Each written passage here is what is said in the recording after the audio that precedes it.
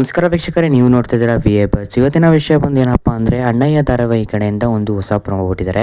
So ಆ promo ಬಗ್ಗೆ ಈ ವಿಡಿಯೋದಲ್ಲಿ ತಿಳಿಸ್ಕೊಡ್ತೀನಿ. ಅದಕ್ಕಿಂತ ಮುಂಚೆ ಎಲ್ಲ ನಮ್ಮ ಚಾನಲ್ ಸಬ್ಸ್ಕ್ರೈಬ್ ಮಾಡ್ಕೊಂಡು ದಯವಿಟ್ಟು ಸಬ್ಸ್ಕ್ರೈಬ್ ಮಾಡ್ಕೊಳ್ಳಿ. ಸೊ ಪ್ರೋಮೋನ ಹಾಕ್ತೀನಿ ನೋಡಿ, ಪ್ರೋಮೋ ಹೇಗಿದೆ ಅಂತ ಕಮೆಂಟ್ ಮಾಡಿ. ಇದಂತೂ ಮಸ್ತ್ ಆದ ಪ್ರೋಮೋನೇ ಅಂತಲೇ ಅನ್ಬೋದು. ಸೊ ಅಣ್ಣಯ್ಯ ಅವರ ತಂಗಿಯವ್ರು ಬಂದು ಹೇಳ್ತಾರೆ, ಅಣ್ಣಯ್ಯ ಅವ್ರಿಗೆ ನನ್ನ ಫ್ರೆಂಡು ಮೆರಿಟಲ್ಲಿ ಪಾಸ್ ಆಗಿದ್ರು, ಆದರೆ ಅವಳಿಗೆ ಸರ್ಕಾರಿ ಕೆಲಸ ಕೊಡ್ತಾ ಇಲ್ಲ ಅಂತ ಹೇಳ್ತಾರೆ.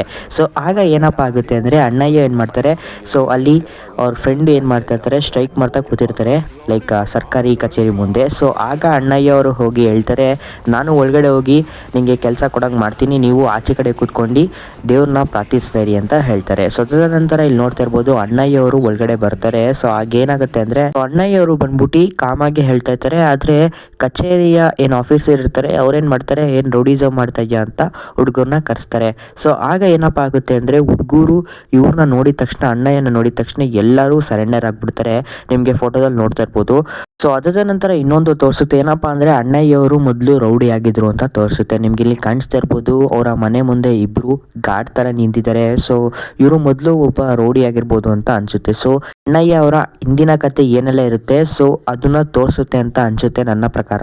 ಸೊ ಇನ್ಮೇಲಿಂದ ಮುಂದೆ ಅಣ್ಣಯ್ಯ ಅವರ ಹಿಂದೆ ಏನೆಲ್ಲ ಮಾಡ್ತಾ ಇದ್ರು ಅಂತ ಲೈಕ್ ಗೊತ್ತಾಗ್ಬೋದು ಅಂತ ಅನಿಸುತ್ತೆ ನನ್ನ ಪ್ರಕಾರ. ಈ ವಿಡಿಯೋ ಇಷ್ಟ ಆದರೆ ದಯವಿಟ್ಟು ನಮ್ಮ ಚಾನಲ್ ಸಬ್ಸ್ಕ್ರೈಬ್ ಮಾಡ್ಕೊಳ್ಳಿ. ಇದೇ ರೀತಿ ಅಪ್ಡೇಟ್ನ ಕೊಡ್ತಾನೆ ಇರ್ತೀನಿ. ದಯವಿಟ್ಟು ನಮ್ಮ ಚಾನಲ್ನ ಸಬ್ಸ್ಕ್ರೈಬ್ ಮಾಡ್ಕೊಳ್ಳಿ.